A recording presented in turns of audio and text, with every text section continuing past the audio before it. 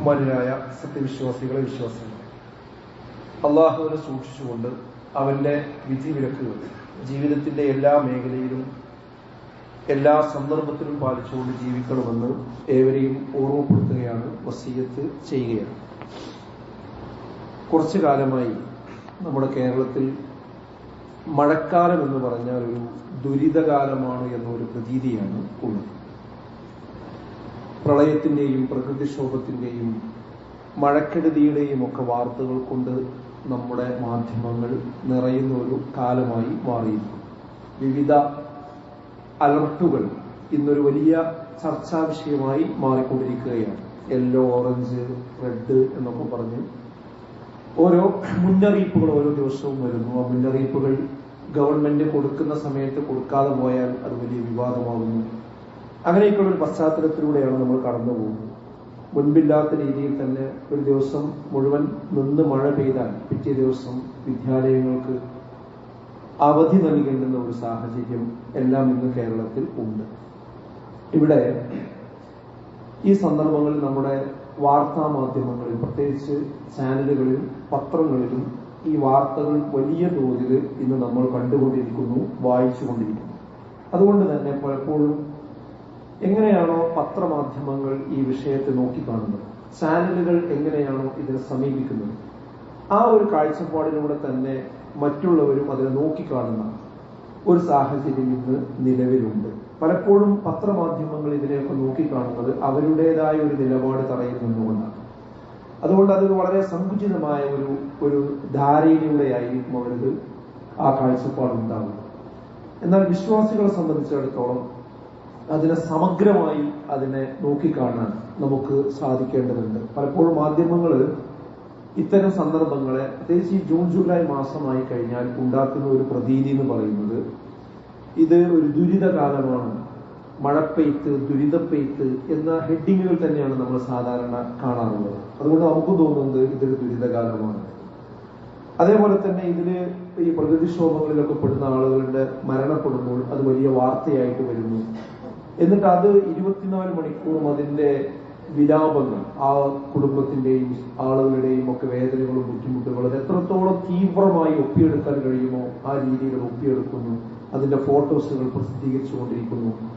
അങ്ങനെ അവരുടെ ഒരു തിരക്ക് പറഞ്ഞാൽ അവരുടെ റേറ്റിംഗ് വർദ്ധിപ്പിക്കുന്നതിന് വേണ്ടി തന്നെ ശ്രമിച്ചുകൊണ്ടിരിക്കുന്ന മാധ്യമങ്ങളുണ്ട്. എല്ലാ മാധ്യമങ്ങളും അങ്ങനെയാണെന്നല്ല ഞാൻ പറയുന്നത്. അതായത് നിങ്ങൾക്ക് ഓർമ്മയുണ്ടാവും, നമ്മുടെ തൊട്ടടുത്തുള്ള ഒരു സംസ്ഥാനത്ത് ഒരു വ്യക്തി, ഒരു ലോറി ഡ്രൈവർ, ഒരു മണ്ണിനടിയിൽപ്പെട്ട സംഭവവുമായി ബന്ധപ്പെട്ട് ദിവസങ്ങളോളം, അത് മണിക്കൂറുകളായി ആ ഒരു വിഷയത്തെ മുന്നിൽ വെച്ചുകൊണ്ട് ആളുകളെ മുൾമുനയിൽ നിർത്തിയ ഒരു റിപ്പോർട്ടിംഗ് നമ്മുടെ ശ്രദ്ധയിലുണ്ടായിരുന്നു. അത് പലപ്പോഴും ഈ പല വിഷയങ്ങളിലും ആവർത്തിക്കാറുണ്ട്. ഇതിന് മൊത്തത്തിൽ ഉണ്ടാക്കിയെടുക്കുന്ന ഒരു കാഴ്ചപ്പാട് എന്താണെന്ന് വെച്ചാൽ, ഈ മതം, ദൈവം എന്നൊക്കെ പറയുന്നത് ഒരു നിഷേധാത്മകമായി കാണേണ്ട കാര്യമാണ്. ദൈവം എന്ന് പറഞ്ഞാൽ കാരുണ്യമില്ലാത്ത ഒരു സംഗതിയാണ്, മതത്തിലൊന്നും വലിയ വിശ്വസിക്കേണ്ട കാര്യമില്ല, അങ്ങനെ ഒരു കാരുണ്യമാനായ ദൈവം ഉണ്ടെങ്കിൽ ഇങ്ങനെ പ്രയാസപ്പെടുത്തുമോ എന്നൊക്കെ രൂപത്തിലൂടെയാണ് പലപ്പോഴും ഇതിനെ ആഖ്യാനിക്കാറുള്ളത്. അതേപോലെ തന്നെ മറ്റൊന്ന്, രാഷ്ട്രീയമായ വിവാദങ്ങളിലേക്ക് വേഗം വഴിവെക്കുമെന്നതാണ്. അതിന്റെ കുറ്റം, അതിന്റെ കാരണം അതാരാണ് എന്ന് അങ്ങോട്ടും ഇങ്ങോട്ടും ആരോപണ പ്രത്യാരോപണങ്ങൾ കൊണ്ട് മുഖരിതമാകുന്ന ഒരു അന്തരീക്ഷത്തിലേക്കാണ് പിന്നെ പോകാറുള്ളത്. അപ്പൊ സ്വാഭാവികമായിട്ടും ജനങ്ങളും എന്ത് ചെയ്യും, ആ രീതിയിൽ അതിനെ പക്ഷം ചെയ്യും. എന്നിട്ട് ആർക്കത് തെറ്റുപറ്റി, യഥാർത്ഥത്തിൽ അവിടെ നടന്ന സംഭവത്തെ എല്ലാവരും മറക്കും. പിന്നീട് അതിനുള്ള ആരോപണ പ്രത്യാരോപണങ്ങളായിരിക്കും ആളുകളുടെ മനസ്സിൽ നിറഞ്ഞു നിൽക്കും. ഇതിന്റെ ഇടയിൽ എന്ത് വരും, ജാഗ്രത അറിയിപ്പുകൾ വരും, ഈ സമയത്ത് ശ്രദ്ധിക്കേണ്ട കാര്യങ്ങളൊക്കെ വരാം. ഇങ്ങനെ കുറെ കാര്യങ്ങൾ മാധ്യമങ്ങളിലൂടെ വരും. ആ മാധ്യമങ്ങൾ എങ്ങനെയാണ് ഈ വിഷയത്തെ കൊണ്ടുപോകുന്നത് അതേപോലെയാണ് സ്വാഭാവികമായിട്ട് നമ്മൾ എന്ത് ചെയ്യുക, ചിന്തിച്ചു പോവുക. ഇവിടെ നമ്മൾ ശ്രദ്ധിക്കേണ്ടത്, വിശ്വാസികൾ ശ്രദ്ധിക്കേണ്ട ഒരു കാര്യം എന്താ വെച്ചാൽ, ഒന്ന്, നമ്മൾ സംഭവിക്കാൻ പാടില്ലാത്ത കാര്യങ്ങൾ. ഒന്നാമത്തെ കാര്യം എന്ന് പറഞ്ഞാൽ, ഈ കാലത്തെ കുറ്റം പറയുന്ന രീതി ഒരിക്കലും വിശ്വാസികൾക്ക് പാടില്ലാത്തതാണ്. കാരണം പിന്നെ പ്രമാണങ്ങളിൽ കാണാൻ പറ്റില്ല, ഒരിക്കലും നിങ്ങൾ കാലത്തെ കുറ്റം പറയാൻ പാടില്ല. കാലം എന്ന് പറയുന്നത് നാം ആകുന്നു, അള്ളാഹു ആകുന്നു എന്നാണ്. അതായത് കാലം എന്ന് പറഞ്ഞാൽ നാമാണ്, അതിൽ നിങ്ങൾ എന്ത് ചെയ്യാൻ പാടില്ല, കുറ്റം പറയാൻ പാടില്ല എന്നത് ഇസ്ലാമിന്റെ അടിസ്ഥാനപരമായ ഒരു കാഴ്ചപ്പാടാണ്. അതുകൊണ്ട് നമ്മളൊരു വല്ലാത്ത കാലം, ദുരിതകാലം എന്നൊക്കെ പറയുമ്പോൾ അത് ഒരിക്കലും തന്നെ ഒരു വിശ്വാസിക്ക് പ്രയോഗിക്കാൻ പാടില്ലാത്ത ഒരു സംഗതിയാണ് എന്ന് നമ്മൾ മനസ്സിലാക്കണം. കാരണം എന്താണെന്ന് വെച്ചാൽ ജാഹിലിയ കാലഘട്ടങ്ങളിൽ ഉണ്ടായിരുന്ന ആളുകള് അവരുടെ വിശ്വാസം എന്ന് പറഞ്ഞ ഒരു ഭൗതികതയിൽ ഊന്നിയ ഒരു വിശ്വാസമായിരുന്നു. അങ്ങനെയാണ് അവർ പ്രകൃതിക്ഷോഭങ്ങളെയൊക്കെ കണ്ടിരുന്നത്. വിശുദ്ധ ഖുർആൻ പറയും, നോക്കിങ്ങൾ, വഖാലു മാ ഹിയ ഇല്ലാ ഹയാതുന ദുനിയ നമൂതു വനഹ്യ. അവര് പറയുന്നത് ഈ ദുനിയാവ് എന്ന് പറഞ്ഞാൽ എന്താണ്? നമ്മൾ ജനിക്കുന്നു, ജീവിക്കുന്നു, മരിക്കുന്നു, അതിലപ്പുറമൊന്നും സംഭവിക്കാനില്ല. വമാ യുഹ്ലികുന ഇല്ല ദഹർ, നമ്മളെ നശിപ്പിക്കുന്നത് ഈ കാലം മാത്രമാണ്, അല്ലാതെ ഒന്നുമല്ല. വമാ ലഹും ബിദാലിക മിൻ ഇൽമിൻ ഇൻഹും ഇല്ലാ യളുന്നൂൻ. വിശുദ്ധ ഖുർആൻ പറയണത്, എന്നാൽ അവർക്ക് അതിനെക്കുറിച്ച് കൃത്യമായ അറിവില്ല, അവരുടെ ഊഹങ്ങൾ മാത്രമാണ് അവർ പറഞ്ഞുകൊണ്ടിരിക്കുന്നത് എന്നാണ്. അപ്പൊ നമ്മൾ മനസ്സിലാക്കേണ്ടത് ആ ഒരു ഭൗതിക ആസ്പെക്റ്റിലൂടെ തന്നെയാണ് ഇന്ന് നമ്മുടെ സമൂഹത്തിലും ഈ കാര്യങ്ങളൊക്കെ ആഖ്യാനിച്ചുകൊണ്ടിരിക്കുന്നതും വ്യാഖ്യാനിച്ചുകൊണ്ടിരിക്കുന്നതും എന്ന് നമ്മൾ തിരിച്ചറിയേണ്ടതുണ്ട്. അതുകൊണ്ട് ഒരിക്കലും തന്നെ കാലത്ത് കുറ്റം പറയും. അതേപോലെ തന്നെ നമ്മുടെ ആറാമത്തെ വിശ്വാസമാണ് എന്ത്? വിധിയിലുള്ള വിശ്വാസം എന്ന് പറയുന്നത്. ആ വിധിയിലുള്ള വിശ്വാസത്തെ കൊഞ്ഞനം കുത്തുന്ന സമീപനങ്ങളും ഈ സന്ദർഭത്തിൽ ഉണ്ടാകാൻ പാടില്ലാത്തതാണ്. വേറൊന്ന് നമ്മൾ മനസ്സിലാക്കേണ്ടത്, എല്ലാ കാലത്തിന്റെ നെറുമണ്ടയിൽ വെച്ച് രക്ഷപ്പെടുന്ന ഒരു സ്വഭാവം ഈ സന്ദർഭത്തിൽ മനുഷ്യന്മാർക്കുണ്ട്. മുമ്പ് കാലത്തെ കേരളത്തില് ഇതുപോലുള്ള പ്രശ്നങ്ങൾ ഉണ്ടായിട്ടില്ല. അതിന്ന് അപേക്ഷിച്ച് എന്താ ഇപ്പൊ ഇത് കുറിച്ച് തീവ്രമാകാൻ കാരണം? പണ്ട് കാലത്ത് വെള്ളം ഒഴുകിപ്പോയിരുന്ന തോടുകൾ ഉണ്ടായിരുന്നു, പുഴകൾ ഉണ്ടായിരുന്നു. അവിടങ്ങളിലൊക്കെ ജനങ്ങൾ താമസിക്കാൻ തുടങ്ങി, അവിടങ്ങളിലൊക്കെ ജനവാസം ഉണ്ടാകാൻ തുടങ്ങി. സ്വാഭാവികമായിട്ട് വെള്ളത്തിന് പോകാൻ പറ്റാത്തൊരു സാഹചര്യം വന്നു. അത് നമ്മൾ കാണാതിരുന്നുകൂടാ. അപ്പൊ ആ ഒരു സന്ദർഭം മാറ്റി വെച്ചുകൊണ്ട് എല്ലാത്തിനും പ്രശ്നം ഇവിടെ പ്രകൃതിയാണ്, അതേപോലെ തന്നെ ഈ കാലമാണ് എന്ന രീതിയിലേക്ക് കൊണ്ടുപോകുന്ന രീതി ശരിയല്ല. അതിൽ കുറെ മനുഷ്യന്മാരുടെ തെറ്റായ ആസൂത്രണത്തിന്റെ ഭാഗമായിക്കൊണ്ടും പലതും ഇവിടെ സംഭവിച്ചുകൊണ്ടിരിക്കുന്നുണ്ട് എന്നും നമ്മൾ മനസ്സിലാക്കേണ്ടതുണ്ട്. അപ്പൊ ഈ സന്ദർഭത്തിൽ മാധ്യമങ്ങളിൽ നിന്ന് നമ്മൾ സ്വീകരിക്കേണ്ടത് ഏതാണെന്ന് വെച്ചാൽ മുന്നറിയിപ്പുകൾ നമ്മൾ സ്വീകരിക്കണം. ഭൗതികമായി നമുക്ക് നൽകുന്ന ചില നിർദ്ദേശങ്ങളുണ്ട്, ജാഗ്രതാ മുന്നറിയിപ്പുകളുണ്ട്. ആ മുന്നറിയിപ്പുകൾ പരിഗണിക്കുക എന്നുള്ളത് ഒരു വിശ്വാസിക്കും നിർബന്ധമായിട്ടുള്ള കാര്യമാണ്. അതിൽ പ്രധാനമായും ഈ മഴക്കാലം വരുമ്പോൾ ജലജന്യ രോഗങ്ങൾ വലിയ രീതിയിൽ ഇന്ന് വ്യാപിച്ചുകൊണ്ടിരിക്കുന്നുണ്ട്. നമുക്കറിയാം, ശിഖല്ല രോഗം ഇന്ന് ഓരോ പുതിയ പുതിയ പേരുകൾ വന്നുകൊണ്ടിരിക്കുകയാണ്. നമ്മുടെ പഞ്ചായത്തിൽ തന്നെ ഒരു മരണം റിപ്പോർട്ട് ചെയ്യപ്പെട്ടിട്ടുണ്ട്. അത് വെള്ളത്തിലൂടെയാണ് പകർന്നുകൊണ്ടിരിക്കുന്നത്. അപ്പോൾ പനിയും ഛർദിയും വയറിളക്കവും അങ്ങനെയുള്ള പ്രശ്നങ്ങളൊക്കെ വന്നു കഴിഞ്ഞാൽ അത് വെച്ചുകൊണ്ടിരിക്കുക എന്നത് ഒരിക്കലും തന്നെ ശരിയല്ല. അതിനൊക്കെ വേഗം ചികിത്സ തേടേണ്ടതുണ്ട്. അങ്ങനെ ഈ മഴക്കാല സന്ദർഭത്തിൽ ഉണ്ടാകുന്ന രോഗങ്ങളെ കുറിച്ച് മാധ്യമങ്ങളിലൂടെ വരുന്ന മുന്നറിയിപ്പുകൾ സ്വീകരിക്കുകയും അതിനോട് നല്ല രീതിയിൽ പ്രതികരിക്കുകയും ചെയ്യുക എന്നൊരു വിശ്വാസിക്ക് നിർബന്ധമായ കാര്യമാണ്. അതേപോലെ തന്നെ ഈ റെഡ് അലർട്ട് എന്ന് പറഞ്ഞാൽ അതൊരു വളരെ ശാസ്ത്രീയമായി അവര് അപകടത്തിന് സാധ്യതയുള്ളത് കൊണ്ടാണ് റെഡ് അലർട്ട് എന്ന് പറയുന്നത്. അപ്പൊ ആ റെഡ് അലർട്ട് ഉള്ള ദിവസങ്ങളിൽ നമ്മൾ പ്രത്യേക യാത്രകളും കാര്യങ്ങളും ഒക്കെ ക്രമീകരിക്കേണ്ടതുണ്ട്. അതേപോലെ തന്നെ ചില യുവാക്കളെങ്കിലും ഈ മഴക്കാലത്ത് ബൈക്ക് കൊണ്ട് റൈഡ് നടത്തുകയും അതിസാഹസികതകൾ കാണിക്കുകയും വെള്ളച്ചാട്ടങ്ങളിലും മറ്റു സ്ഥലങ്ങളിലേക്ക് പോയി റീൽസ് എടുക്കുകയും അങ്ങനെ അതിന്റെ പേരിൽ ഒരുപാട് അപകടങ്ങളും വിളിച്ചു വരുത്തുകയും ചെയ്യുന്ന സാഹചര്യങ്ങളുമുണ്ട്. കഴിഞ്ഞ ദിവസം ഒരു ചെറിയ കുട്ടി കുളത്തിലേക്ക് എടുത്തു ചാടിയത് അവിടെയുള്ള ആരും കണ്ടില്ല. എല്ലാവരും റീൽസ് എടുക്കുന്ന തിരക്കിലാണ്. പക്ഷെ ആ കുട്ടി അതിനിടയിൽ ചാടി അവസാനം അതിന്റെ മയ്യത്തെടുക്കുന്ന രംഗം വളരെ ഹൃദയഭേദകമാണ്. അപ്പൊ നമ്മൾ മനസ്സിലാക്കേണ്ടത് ഇങ്ങനെയുള്ള വിഷയങ്ങളൊക്കെ നമ്മൾ ശ്രദ്ധിച്ചുകൊണ്ട് അപകടങ്ങൾ ഇല്ലാതിരിക്കുവാനുള്ള മുൻകരുതലുകൾ നമ്മുടെ മാധ്യമങ്ങളിൽ വരുന്നതൊക്കെ നമ്മൾ ശ്രദ്ധിക്കേണ്ടതുണ്ട്. അതോടൊപ്പം വിശ്വാസികൾ ചിന്തിക്കേണ്ടത്, ഉമർ ബിൻ അബ്ദുൽ അസീസ് തന്റെ ഭരണകാലത്ത് പ്രകൃതിക്ഷോഭങ്ങൾ ഉണ്ടായപ്പോ അവിടെയുള്ള ഭരണാധികാരികൾക്ക്, ഗവർണർമാർക്ക് കത്തിലൂടെ അറിയിച്ചൊരു സന്ദേശം. അതാണ് നമ്മൾ ശ്രദ്ധിക്കേണ്ട ഒരു കാര്യം. എന്താ അദ്ദേഹം പറഞ്ഞത്? കതബ ഉമർ ബിൻ അബ്ദുൽ അസീസ് റഹിമഹുല്ലാഹ്, ഉമർ ബിൻ അബ്ദുൽ അസീസ് റഹിമഹുല്ലാഹ് എഴുതിയാൽക്ക് ഇലാ ഉമ്മാലിഹി ഇൻദമാ സുൽസിലത്തിൽ അർദ്, ഭൂകമ്പങ്ങൾ ഉണ്ടായപ്പോൾ അദ്ദേഹത്തിന്റെ ഗവർണർമാർക്ക്, ഉദ്യോഗസ്ഥന്മാർക്ക് അദ്ദേഹം കത്തെഴുതി. ആ കത്തിലുണ്ടായിരുന്ന കൽപ്പന എന്താണെന്നോ, അയ്യമുറുന്നാസ്, ജനങ്ങളോട് നിങ്ങൾ കൽപ്പിക്കണം. എന്താ കൽപ്പിക്കേണ്ടത്? ബിത്തൗബതി വൽ ഇസ്തിഗ്ഫാരി വസ്സദഖ, അവരോട് ഇസ്തിഗ്ഫാർ നടത്താൻ പറയണം, അവരോട് തൗബ ചെയ്യാൻ പറയണം, അവരോട് സദഖ ചെയ്യാൻ പറയണം. അപ്പൊ ഒരു വിശ്വാസി ഇങ്ങനത്തെ ഘട്ടങ്ങൾ ഉണ്ടാകുമ്പോൾ ശ്രദ്ധിക്കേണ്ട കാര്യം എന്താണ്? ഇസ്തിഗ്ഫാറിനെ കുറിച്ചാണ് ചിന്തിക്കേണ്ടത്, സ്വന്തം പാപത്തെ കുറിച്ചാണ് ചിന്തിക്കേണ്ടത്. തന്റെ തെറ്റുകളെ കുറിച്ച് പശ്ചാത്തപിക്കുകയാണ് വേണ്ടത്. അഥവാ അള്ളാഹുവിലേക്കുള്ള ഒരു ഓർമ്മയാണ് യഥാർത്ഥത്തിൽ വിശ്വാസികൾക്ക് ഉണ്ടാകേണ്ടത്. പക്ഷേ ഇവിടെ എന്താ സംഭവിച്ചുകൊണ്ടിരിക്കുന്നത്? അള്ളാഹുവിൽ നിന്നും മതത്തിൽ നിന്നും പൊതുവെ ഇത്തരം സന്ദർഭങ്ങളിൽ നിന്ന് വളരെ ബോധപൂർവം അജണ്ട വെച്ചുകൊണ്ട് തന്നെ ആളുകൾ അകറ്റിക്കൊണ്ടുപോകുന്ന വാർത്താ വായനകളാണ് നമ്മൾ കണ്ടുകൊണ്ടിരിക്കുന്നത്. ആ വാർത്തകളിൽ അഭിരമിച്ചുകൊണ്ടിരിക്കുന്ന വിശ്വാസികൾക്കും ഒരു വേള തോന്നിപ്പോവുകയാണെന്ന്, എന്തിനാ പടച്ചോനെ ഇടങ്ങാറാക്കുന്നത് എന്ന രീതിയിൽ മതവിശ്വാസത്തിൽ നിന്ന് അകറ്റിക്കൊണ്ടുപോകുവാൻ ഈ സന്ദർഭങ്ങളെ ഉപയോഗപ്പെടുത്തിക്കൊണ്ടിരിക്കുന്നു എന്നതാണ്. ഇവിടെയാണ് നമുക്ക് ശരിയായ കാഴ്ചപ്പാടിൽ വിശ്വാസിക്കുണ്ടാകേണ്ടത്. അഥവാ വിശുദ്ധ ഖുർആനിൽ നിന്ന് കൃത്യമായ ചില കാര്യങ്ങളുണ്ട്. ഇപ്പൊ നോക്ക്, നിങ്ങൾ മുമ്പ് ചൂരന്മലയിലും അതുപോലെയുള്ള നമ്മുടെ വയനാടിന്റെ വിവിധ പ്രദേശങ്ങളിലുണ്ടായ വലിയ ലാൻഡ്സ്കേപ്പ് നമ്മൾ കണ്ടതാണ്. ആ ഉരുൾപൊട്ടലിലൂടെ ചരിത്രത്തിൽ ഇന്ന് വരെ ഓർമ്മയില്ലാത്ത അനുഭവങ്ങളാണ് നമ്മൾ കണ്ടുപോയത്.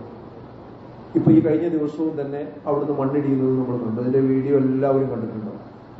എല്ലാവരും ബസ് കാത്ത് നിൽക്കുന്ന ആൾക്കാർ, കുറച്ച് ആളുകൾ നടന്നുകൊണ്ടിരിക്കുന്നു, കടയിലേക്ക് പോയിക്കൊണ്ടിരിക്കുന്നു. വളരെ ശാന്തമായിട്ട് എത്ര നിമിഷങ്ങൾ കൊണ്ടാണ് ആ വെള്ളം കെട്ട് വന്നിട്ട് ജനങ്ങൾ ആ ഒരു ലോറി ഇങ്ങോട്ട് പറകോട്ട് വരുന്ന രംഗം നോക്കി. എത്രയും വലിയ ലോറിനെ ഒന്നിച്ചു കൊണ്ടുവരാൻ കഴിയാന്ന് പറഞ്ഞാൽ അതിനടിയിൽപ്പെട്ട ആൾക്കാരുടെ ഇന്റർവ്യൂ പിന്നെ നമ്മൾ കണ്ടിരുന്നു. ഇത്തരം ദൃശ്യങ്ങൾ കാണുമ്പോൾ നമ്മളെ മനസ്സിൽ വരേണ്ട കുറച്ച് ആയത്തുകളുണ്ടെന്ന് ഞാൻ പറയുന്നത്. ഇതൊക്കെ ഓർമ്മപ്പെടുത്തലാണ്.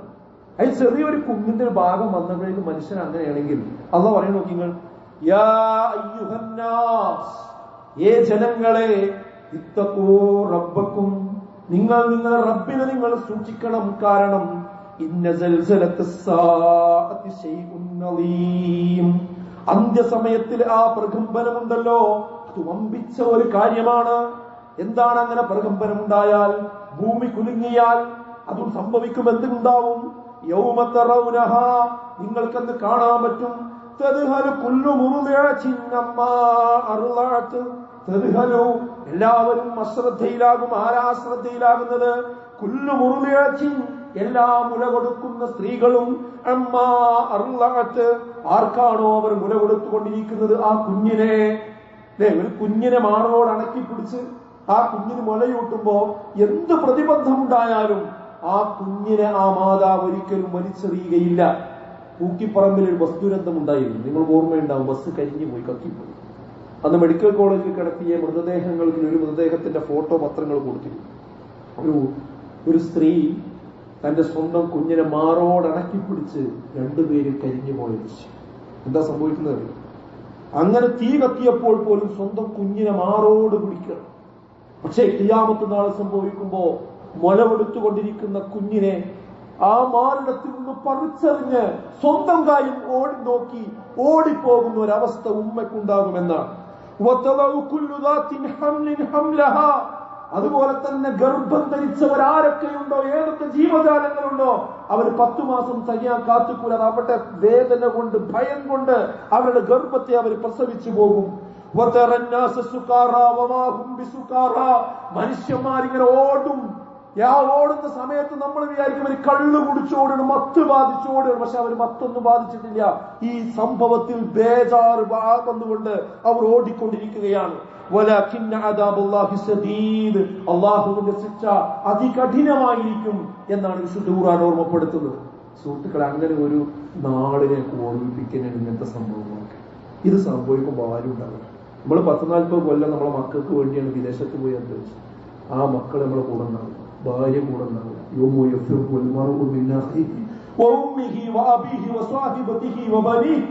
വിശുദ്ധ ഖുർആൻ പറയാം, നാളെ പരലോകത്തോട് നോട്ടം. ആരും പരസ്പരം കണ്ട് അങ്ങോട്ടും ഇങ്ങോട്ടും മുണ്ടൂല. അവനാന്റെ കാര്യം വിചാരിച്ച് ഓടുന്നൊരവസ്ഥയുണ്ടാകുന്നുണ്ട്. ഖിയാമത്ത് നാൾ വരുമ്പോഴുള്ള സന്ദർഭം പറയും നോക്കി നിങ്ങൾ. അന്ത്യനാൾ സംഭവിക്കുക തന്നെ ചെയ്യും. എങ്ങനെ?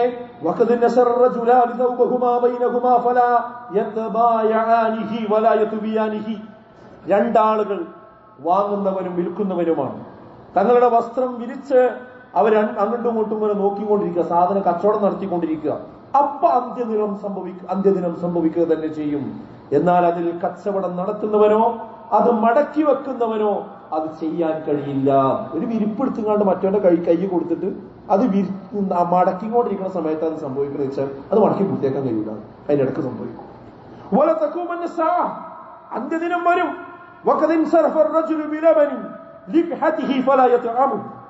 താൻ കറന്നെടുത്ത പാലുമായി ഒരാൾ മടങ്ങുന്ന വേളയിൽ അന്ത്യനാൾ സംഭവിക്കുക തന്നെ ചെയ്യും. എന്നാൽ അയാൾക്ക് ആ പാല് രുചിച്ചു നോക്കുവാൻ പോലും കഴിയില്ല. പാല് കടന്നു പോകുമ്പോഴേ അതൊന്ന് കുടിക്കാൻ പോലും കഴിയില്ല. അപ്പോഴേക്കത് സംഭവിക്കും. അന്ത്യദിനം വരും. ഒരാൾ തന്റെ ഹൗദ് നന്നാക്കുന്നവനായിരിക്കെ അന്ത്യനാൾ സംഭവിക്കുക തന്നെ ചെയ്യും. എന്നാൽ അയാൾക്ക് അതിൽ നിന്ന് ഒരിക്കലും കുടിക്കാൻ കഴിയുകയില്ല. അതിന്റെ മുമ്പ് അത് സംഭവിക്കും. അന്ത്യദിനം സംഭവിക്കും. തന്റെ ഭക്ഷണം ഒരാൾക്ക് വായിലേക്ക് ഉയർത്തിക്കൊണ്ടിരിക്കെ അന്ത്യനാൾ സംഭവിക്കും. എന്നാൽ അയാൾക്ക് അത് ഒരിക്കലും തന്നെ ഇറക്കാൻ കഴിയില്ല. അപ്പൊ ഇതിന് സമയം എത്രയെന്ന് സമയം നേരത്തെ കണ്ടില്ല. മണ്ണിടിഞ്ഞ് വരുമ്പോ വെള്ളം വരുമ്പോ ആൾക്കാർ ഓടുന്നുണ്ട്. ഇതുപോലെ ഭൂമി ഒന്നും കണ്ട് ജറക്കിയതാണ് കഴിഞ്ഞ മനുഷ്യനാണ്. ഇത്ര നിസ്സാരമാണ്. ഈ ഒരു ഓർമ്മയല്ലേ നമുക്ക് ഇതൊക്കെ കാണുമ്പോണ്ടാകും. ആർക്കാ ഓർമ്മയുള്ളത്? ഇത് 24 മണിക്കൂർ കണ്ടാലും ഇതെന്തിനെ പടച്ചോട്ട് അങ്ങനെ കേട്ടു. ഈ പ്രതിഷേധത്തിന്റെ ചിഹ്നമാണ് ഇന്ന് മീഡിയകൾ ജനങ്ങൾക്കിടയിൽ ഉണ്ടാക്കിയത്. ഒരു വിശ്വാസം അങ്ങനെയല്ല ചെയ്യുന്നത്. പടച്ചോനെ ഈ ഒരു ചെറിയ അംശം ഇങ്ങനെ ആയെങ്കിൽ ഖിയാമത്ത് നാളാവും എന്തേക്കും അവസ്ഥ. ഇങ്ങനെ അവനാന്റെ മരണത്തെക്കുറിച്ചും പരലോകത്തെക്കുറിച്ചൊക്കെ നമ്മൾ ചിന്തിക്കണം. നമ്മുടെ അന്ത്യദിനം എന്ന് പറയുന്നത് നമ്മുടെ മരണമാണ്. അത് എപ്പോഴാണ് സംഭവിക്കുക? എനിക്ക് ഖിയാമത്ത് നാളൊന്നും കാത്തിട്ടുണ്ടോ? ഒരു അറ്റാക്ക് ഉണ്ടായാൽ ഇവിടുന്ന് റോട്ടിൽ കിടങ്ങുമ്പോൾ ഒരു വണ്ടി നിർത്തിയാണ് പോരെ. അങ്ങനെ നമ്മളോട് അവസാനിക്കുകയാണെങ്കിൽ എന്തായിരിക്കും എന്റെ അവസ്ഥ? എന്താ എന്റെ അവസ്ഥ? നമ്മളെ വിശ്വാസം എവിടെ നിൽക്കുന്നു? അതിൽ ശിർക്കുണ്ടോ, വിദേഹത്തുണ്ടോ? നമ്മൾ ചിന്തിക്കണം. എന്റെ നിസ്കാരത്തിന്റെ അവസ്ഥ എന്താ? ഞങ്ങൾക്ക് സുബൈക്ക് പള്ളിയിൽ പോകാൻ പറ്റിക്കണം. ഈ കഴിഞ്ഞ ഒരാഴ്ചയായിട്ട് ഒരൊറ്റ വക്ത് എനിക്ക് നഷ്ടപ്പെട്ടിട്ടില്ല എന്ന് പറയാൻ പറ്റുമോ? എന്റെ വിശുദ്ധ ഖുർആനിന്റെ അവസ്ഥ, ഞാൻ ഖുർആൻ ഒന്ന് കയ്യിലെടുത്തിട്ട് പാരായണം ചെയ്തിട്ട് എത്ര ദിവസമായി, എത്ര സമയമായി? അതേപോലെ തന്നെ എന്റെ ഒഴിവ് സമയം ഞാൻ എന്തിനാ ചെലവഴിക്കുന്നത്? ഈ റീൽസ് കാണാൻ വേണ്ടിയാണോ? ഈ മൊബൈലിൽ അഭിനയിക്കാൻ വേണ്ടിയാണോ? ദീനിന്റെ എന്തെങ്കിലും നല്ല കാര്യത്തിന് എന്റെ സമയം ഞാൻ കൊടുത്തിട്ടുണ്ടോ? എന്റെ സമ്പത്തിന്റെ കാര്യം എന്താണ്? ഞാൻ സക്കാത്ത് കൊടുത്തിട്ടുണ്ടോ? എന്റെ ലൈംഗിക സദാചാര മേഖലയിൽ നമ്മൾ എത്രത്തോളം ശ്രദ്ധിക്കുന്നുണ്ട്? ലഹരി ഉൽപ്പന്നങ്ങൾ ഇപ്പോഴും നമ്മുടെ പോക്കറ്റിലുണ്ടോ? ഇതൊക്കെയല്ലേ നമ്മൾ ചിന്തിക്കേണ്ടത്. ഇങ്ങനെ എവിടെയാണ് നമുക്ക് തകരാറുള്ളത് നോക്കി മനുഷ്യൻ നന്നാകുമെന്ന് അള്ളാഹിനെ കുറിച്ച് കൂടുതൽ ആലോചിക്കണം. അതിനാണ് സുഹൃത്തുക്കളെ ഇടയ്ക്ക് ഇങ്ങനെയുള്ള പ്രശ്നങ്ങളും പ്രതിബന്ധങ്ങളും ഒക്കെ ഉണ്ടായി. അതുകൊണ്ട് ഏതൊരു സന്ദർഭം ഉണ്ടായിക്കഴിഞ്ഞാൽ അതിനെ നേർക്കുനേരെ കാണാൻ, അതിൽ നിന്നുള്ള പാഠങ്ങൾ ഉൾക്കൊള്ളുവാനുമാണ് വിശ്വാസികളെ നിലനിന്ന് സന്നദ്ധമാകേണ്ടത്. അങ്ങനെയുള്ള യഥാർത്ഥ മുത്തക്കികളിൽ മുഅ്മിനീകളിൽ അല്ലാഹു നമ്മെ ഉൾപ്പെടുത്തി അനുഗ്രഹിക്കണം.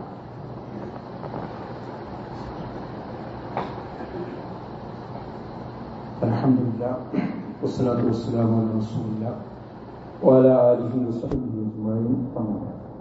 ബഹുമാനനായ സത്യവിശ്വാസികളെ, വിശ്വാസികളെ, അള്ളാഹുവിനെ ജീവിക്കണമെന്ന് ഒരിക്കൽ കൂടി ഓർമ്മപ്പെടുത്തുകയാണ്, വസിയത്ത് ചെയ്യുക. പ്രകൃതി ദുരന്തങ്ങളും വിഷയങ്ങളൊക്കെ ഉണ്ടാകുമ്പോൾ പല ചോദ്യങ്ങളും നമ്മുടെ മുമ്പിൽ കടന്നു വരാറുണ്ട്. ആ ചോദ്യങ്ങളെയും ഒരു വിശ്വാസി അഡ്രസ് ചെയ്യണം.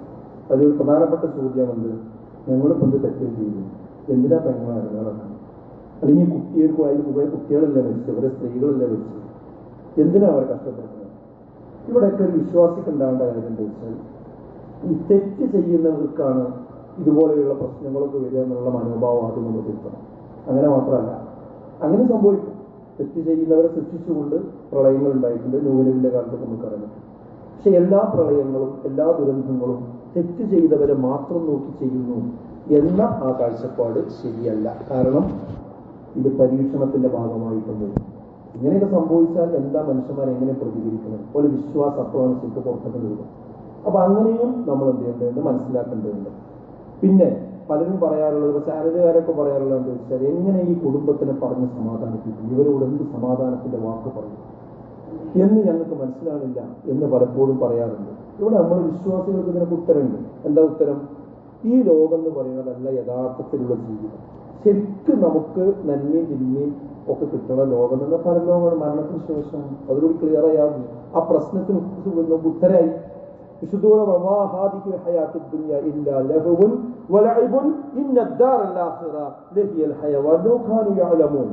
ദുനിയാവ് എന്ന് പറയുന്നത് അത് കളിയും വിനോദവും അതുപോലെയുള്ള കാര്യങ്ങളൊക്കെയാണ്. ശരിക്കുള്ള ജീവിതം എന്ന് പറയുന്നത് പരലോകത്താണ്. നിങ്ങൾ അറിവുള്ളവരാണെങ്കിൽ അതാണ് നിങ്ങൾ മനസ്സിലാക്കേണ്ടത്. അപ്പൊ ശരിക്ക് മരണം അവസാനമാണ് എന്ന് മനസ്സിലാക്കുന്നവർക്ക് ഇതിന് ഉത്തരം ഉണ്ടാവില്ല. അതാ പ്രശ്നം. മരണം ഈ ജീവിതത്തിന്റെ അവസാനമാണ്, ഇല്ല എന്ന് വിശ്വസിക്കുന്നവർക്ക് ഒരു ചോദ്യത്തിന് ഉത്തരം പറയാൻ കഴിയില്ല. എന്നാൽ മരണം യഥാർത്ഥ ജീവിതത്തിന്റെ ആരംഭമാണെന്ന് വിശ്വസിക്കുന്നവർക്ക് എല്ലാ ചോദ്യങ്ങൾക്കും ഉത്തരമുണ്ട്. എല്ലാ ചോദ്യങ്ങൾക്കും ഉത്തരമുണ്ട്. കാരണം യഥാർത്ഥ വിജയം പരലോകത്താണ്. യാതൊരു തർക്കവും കാര്യത്തിലില്ല. അത് മാത്രമല്ല, ഈ മരണപ്പെട്ട ഒരു വിശ്വാസിയാണെങ്കിൽ എന്താ അതിന്റെ വിധി? അത് പ്രളയത്തിലും അതുപോലെ അപകടത്തിലൊക്കെ ആണെങ്കിൽ ഷഹീദിന്റെ കൂലിയാണ്. എന്താ പ്രശ്നം? എന്തായാലും മരിക്കും. അങ്ങനെ എന്തെങ്കിലും മരണമാണെന്നുണ്ടെങ്കിൽ അയാൾക്ക് ഷഹീദിന്റെ കൂലി കിട്ടും. അതാ മറുപടി, അതാ ഉത്തരം. മുങ്ങി മരിച്ചവൻ ഷഹീദാവുന്നത്. അത് റസൂലുള്ളാഹി സ്വല്ലല്ലാഹു അലൈഹി വസല്ലം പറഞ്ഞതാണ്. പിന്നെ എന്തുകൊണ്ട് ഇങ്ങനെ സംഭവിക്കുന്നു? ഇവിടെ നമ്മൾ മനസ്സിലാക്കേണ്ടത് ഇതൊന്നും യാദൃശ്ചികമല്ല. ഇതൊക്കെ നേരത്തെ രേഖയിൽ രേഖപ്പെടുത്തിയിട്ടുണ്ട്. ഞാൻ എന്ന് മരിക്കണം, എങ്ങനെ മരിക്കണം, ഇവിടെ ഏത് മല ആദ്യം ഇളകണം, എവിടെ പ്രകൃതിക്ഷോഭം ഉണ്ടാണ്, എവിടെ ഭൂമി കൊടുക്കുന്നതാണ്. നമുക്ക് തോന്നുന്നത് ഇപ്പൊ അങ്ങനെ സംഭവിക്കുന്നത്.